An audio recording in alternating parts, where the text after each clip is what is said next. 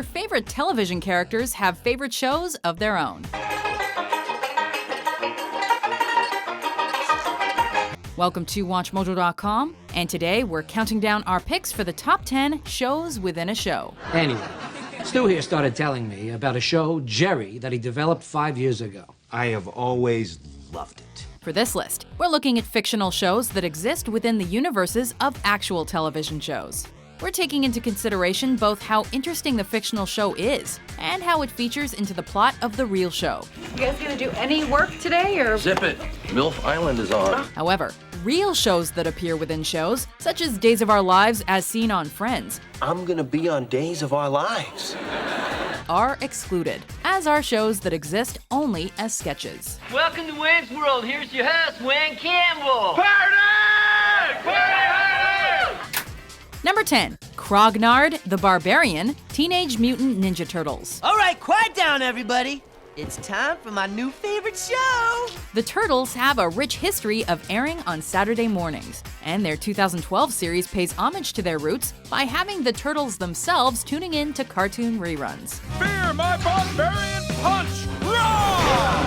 Leonardo's favorite is Space Heroes, a show that features a fearless captain who inspires Leo to be an equally great leader. Gentlemen, I have a bold and daring plan. There's no time for hesitation. My orders must be carried out without question. However, the show beloved by all the Turtles is Crognard the Barbarian, based on 80s cult classics like Thundar the Barbarian and He-Man, even using a variation of the latter's catchphrase, and employing a slew of wonderful tropes from cheesy Saturday morning cartoons. By the power of Lovenar, I have the energy! Most interestingly, the plot on Crognard usually foreshadows struggles to be faced by the Turtles, making this show within a show an interesting storytelling device. Greetings, travelers. We, the Slug People, bring you tidings of peace. Attack!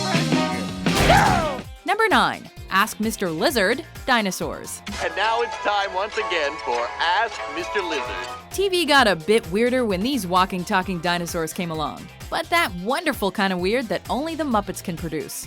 Gosh, Mr. Lizard, I've never seen a real jet engine before. How does it work? Well, Timmy, the best way to learn about something is by taking a good close look. The Sinclairs enjoy many modern amenities. In fact, you could even say they're a sort of modern Stone Age family. Earl, there's someone at the door. Tell him I'm busy. I'm sharing a quality moment with my TV. Hey! And the kid. Naturally then, their world includes television, and a little old show called Ask Mr. Lizard, a program aimed at teaching children basic scientific principles. Hey, Timmy, how'd you like to learn about geothermal energy? Geo, what? Inspired by the real-world Watch Mr. Wizard, Mr. Lizard is always accompanied by a young assistant named Timmy, who's decapitated, maimed, or otherwise eliminated so often. The dinosaurs at home anticipate Mr. Lizard's catchphrase. Gee, Mr. Lizard, what should I do with the nitroglycerin? We're gonna need another Timmy. Number 8. When the Whistle Blows, Extras. Whatever happened to my dreams? Is this the life I chose? The highlight of my ruddy day is when the whistle blows. Struggling actor Andy Millman had been reduced to roles as an extra when he was writing the script for his workplace sitcom When the Whistle Blows. It's poor. It's rubbish. You know, it's shit. It's a shit sitcom. It's a shitcom? Well, we've sorted that out. Thanks very much. That's the career over. That's what one of the reviewers said. The series he'd always envisioned was something similar to the original Office, a show created by, I don't know, some guy. I don't give shitty jobs. Anyway, Millman finally gets his big break when Patrick Stewart endorses his script, which is greenlit by BBC One. Well, look, good luck with that. I've just written a sitcom, but I wonder if you could give it to anyone you know, in yes. film or TV. Is there any nudity in it? Unfortunately for Andy, the show quickly becomes everything he hates about sitcoms. Much to his dismay, studio execs add canned laughter, wigs, goofy costumes, and let's not forget catchphrases. Are you having a laugh? Making it loved by audiences and despised by critics. You having a laugh? Is he having a laugh? Number 7. Jerry Seinfeld. I think I can sum up the show for you with one word. Nothing. Seinfeld follows the day-to-day life of comedian Jerry Seinfeld. And its 4th season was particularly meta as it tracked Jerry and George's attempts to get Jerry his own TV show on NBC, with himself in the starring role. So we go into NBC, we tell them we got an idea for a show about nothing. Exactly. They say, what's your show about? I say nothing. There you go. I think you may have something here. Their ongoing pitch to NBC is described as a show about nothing, something also frequently said of The Real Show. Now, who said you could go out with my butler? Well, why do I need your permission? Because he's my butler. So, what do you think? The eventual pilot for Jerry adds a bit more to its premise, so it's not exactly about nothing, but it's passed on by the network anyway. Until years later when it's picked up and plays an important role in Seinfeld's own series finale. So do you remember 5 years ago we did that pilot, Jerry? Well, the new guy at NBC wants to do it. They're putting it on the air. They're giving us a 13-episode commitment. George and I are moving to California. Number 6, Queen of Jordan, 30 Rock. It's my way till payday. As she's a comedy writer at NBC, Liz Lemon is around the production of a number of fictional shows. These include Bitch Hunter, a quickly canceled action drama. Happy birthday, bitches! And of course, Liz's own show, TGS, a sketch show starring Tracy Jordan that draws inspiration from Tina Fey's time at Saturday Night Live. The girly show is now TGS with Tracy Jordan? It tested very well with the focus groups. If you say you like it, you can have some pizza. However, our favorite is the reality show featuring Jordan's wife, Angie, in a parody of Real Housewives and similar shows. Previously on Queen of Jordan. Don't tell me I can't sing.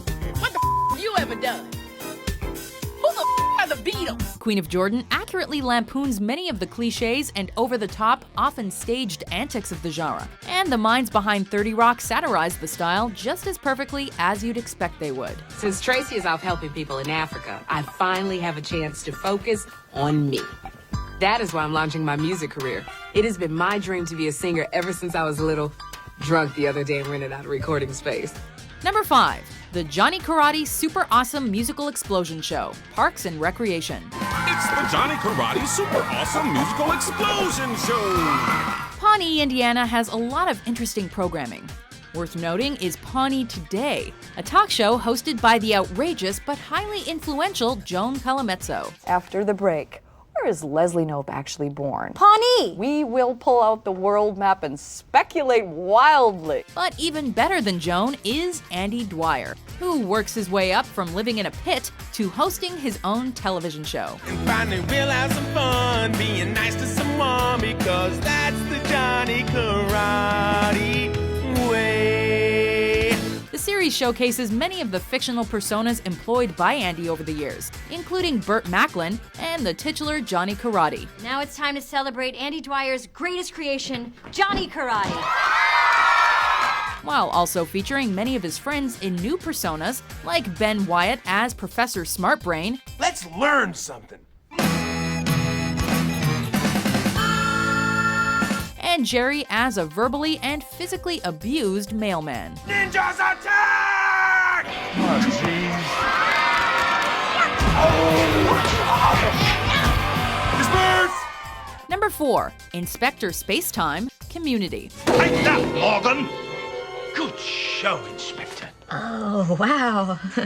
There are 50 years of these, huh? Yeah, isn't it great? In the world of Community, Inspector Spacetime has been on for over 50 years and has featured a number of different actors in the title role, various companions, horrible special effects, bad acting, a time-traveling phone booth, and of course, an incredibly devoted, if occasionally obsessed, fan base. Blimey, Inspector. Where have we wound up this time? The question isn't where, Constable, but when. If any of this sounds familiar, it may be because Inspector Spacetime is an obvious parody of Doctor Who. Inspector, look out! Blog-ons! Eradicate. Eradicate. This is the best show I've ever seen in my entire life. Among Inspector Spacetime's biggest fans are pop culture-obsessed Abed and nerd Troy, who sometimes imagine themselves as the Inspector and his sidekick, the Constable. If we don't eat, we can make believe a whole episode's worth of Inspector Spacetime in the Dreamatorium. Word. Yeah. And at one point, even attend Inspecticon. I can't believe it. Our first Inspecticon. It's beautiful. Number 3, Tool Time, Home Improvement. Welcome to Tool Time. I am Tim the Toolman Taylor, and you all know my assistant, Al Borland. As a former tool salesman, Tim Taylor has a flair for dramatically describing power tools. And as Tool Time's somewhat clumsy and incompetent host, he does just that for the show's sponsor, Binford Tools. Does everybody know what time it is? Tool time! That's right, Binford Tools is proud to present Tim the Toolman Taylor! The show features Tim alongside his mild-mannered sidekick, the forever-bearded, always in plaid Al Borland, who always knows the right tool for the job. Of course, you want to be sure the trigger switch is not locked in the on position. Any idiot knows that, Al. Unfortunately, Al is frequently overridden by the wrong tool for the job, Tim. You know, men, when we want a job done right and we want it done quick, what do we need? More power! Darn right, more power. Thank you, Lisa. Now there's raw power! Ever on the quest for more power, Tim has a penchant for using a bigger, faster, more complicated tool than the job requires. And unsurprisingly, this macho display often has less than favorable results, albeit hilarious ones. The rivets will not be complete until they're absolutely... Number 2, The Terrance and Phillip Show, South Park. Terrance, you farted in court! Yes, Philip, I'm making a case for our defense. South Park has always drawn criticism from censors and angry parents for its excessively and intentionally crude humor, something the show's writers have taken note of. That one was smelly! Take this, Dolly Terrance! Canadian comedy pair Terrance and Phillip mirror the crassness of the real show and cause untold rage in angry parent groups that fail to understand the duo's humor. The United States has graphic violence on television all the time. We can't believe that a movie with some foul language would piss you off so much. Because it's evil! Can I finish? Please, can I finish? Okay, I'm finished. Terrance and Phillip are eventually made into scapegoats for many of the problems suffered by the children of South Park. And in the theatrical film, they are even executed for their excessive swearing, providing a commentary on America's lack of harsh standards on violence in the media when compared to its tight leash on foul language. Goodbye, bastards! No! Before we unveil our number 1 pick, here are some honorable mentions. What is his dark secret? Shut up! If you ask me one more stupid question, I'll tear your skin off. Holy shit! Do that, Ronald! It was funny. I mean, why do you think? It wasn't funny. When allegations surfaced that he'd illegally built homes in Iraq, George Bluth Sr., assisted by his secretary Kitty, escaped the country. Mermaid Man, with his young associate Barnacle Boy, fights for all creatures that live in the sea against the forces of evil. I've been processing this for some time, Monique, and, well, will you marry me? Oh, Calculon. Everyone's hunting high and low, but no one can find hide nor hair of this guy.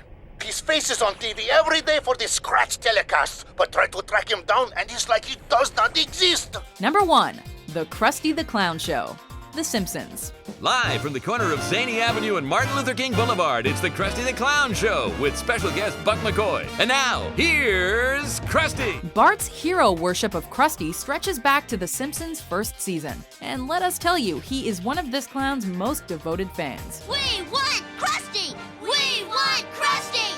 We want Krusty! Although Krusty's public persona is that of a joyous entertainer, he is a clinically depressed drug and alcohol abuser, and his jokes are often chances for The Simpsons writers to vent about the industry. I need a drink. Not that! Never that! However, by far the most popular segment of Krusty's show is Itchy and Scratchy, an extreme parody of shows like Tom and Jerry. Coming for Christmas, the Itchy and Scratchy movie.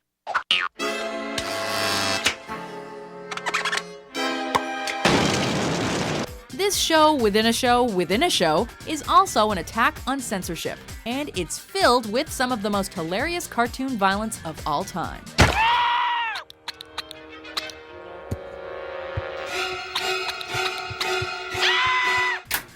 Do you agree with our list? Unofficially. What's your favorite show within a show? 20 MILFs, 58th grade boys, no rules. And tonight, one winner. Welcome to MILF Island. For more entertaining top 10s published every day, be sure to subscribe to WatchMojo.com.